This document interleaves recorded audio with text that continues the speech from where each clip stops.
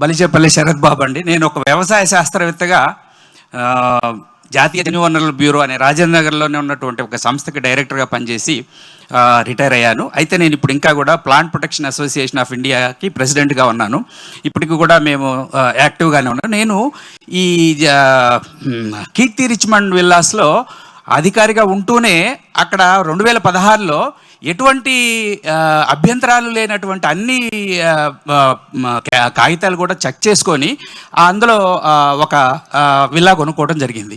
అయితే అప్పుడు నేను ఇంకొక ముఖ్యమైన నేను యాక్చువల్గా నా కీర్తి రిచ్మండ్ విల్లాస్ తరపు నుండి మాత్రమే మాట్లాడట్లేదు.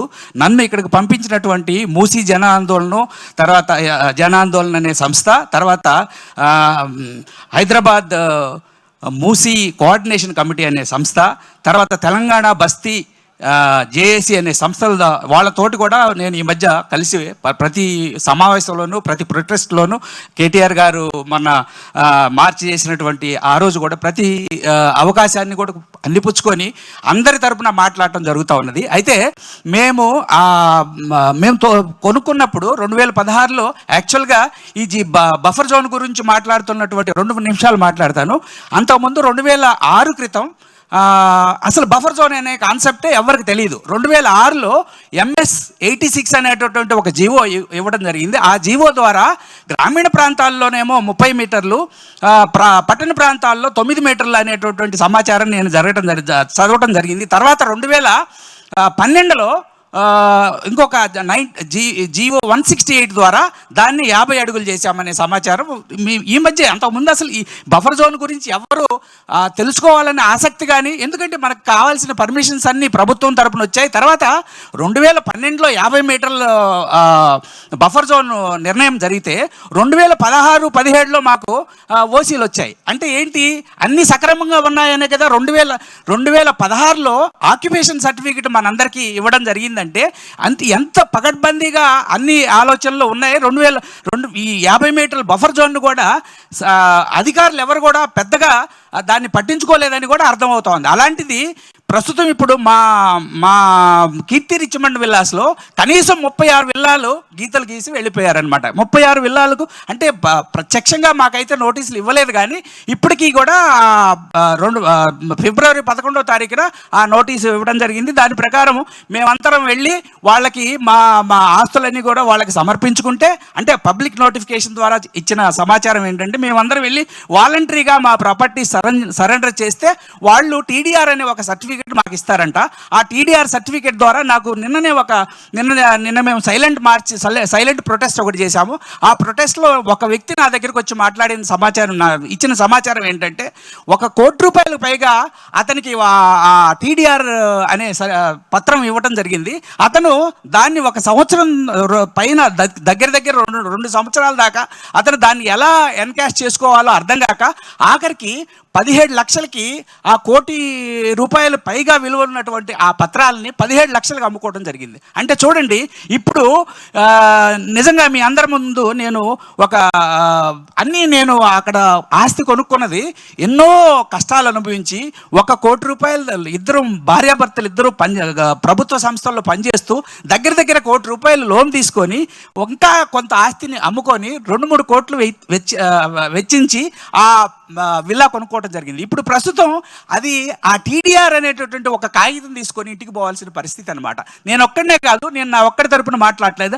అలానే ఈ మూసా అనే వాగు, తర్వాత ఈసా అనే వాగు ప్రాంతంలో పరివాహక ప్రాంతంలో ఉన్న ఈ ప్రజలందరూ కూడా ఇటువంటి ఈ బఫర్ జోన్ విషయాలు ఏమీ తెలియవు. వాళ్ళకి చాలా అమాయకులు. వాళ్ళందరికీ కూడా వాళ్ళ ఆస్తులన్నీ కూడా పోతాయి. మీరందరూ సరెండర్ చేసి ఇంటికి వెళ్ళిపోండి, మీకు సర్టిఫికెట్లు ఇస్తామని మాట్లాడతారు. తర్వాత నేను ఒక్కొక్క విషయం రాత్రి చాలా ఆశగా చూసాం మేమంతా కూడా. ముఖ్యమంత్రి గారు ఏదో మా నిర్వాసితులందరికీ, బాధితులందరికీ కూడా ఏదో ఒక సమాచారం ఇస్తారు.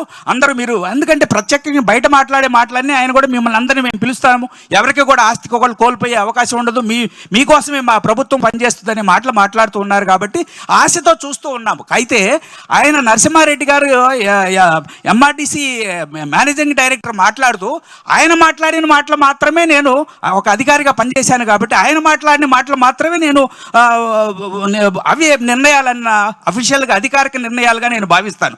అతను ఏం మాట్లాడాడంటే అదే విషయం టీడీఆర్లు మాత్రమే ఆయన మాట్లాడాడు. ఇంకేటువంటి 2013 చట్టం ప్రకారం నిర్వాసితులకు ఇవ్వాల్సినటువంటి కంపెన్సేషన్ విషయాలు అన్ని రీహాబిలిటేషన్ గురించి కూడా ఒక్క మాట కూడా మాట్లాడాలి. తర్వాత ముఖ్యమంత్రి గారు వచ్చినప్పుడు ముఖ్యమంత్రి గారు మాట్లాడతారేమో అనుకున్నాను. ముఖ్యమంత్రి గారు కూడా ఒక్క మాట కూడా మాట్లాడలేదు.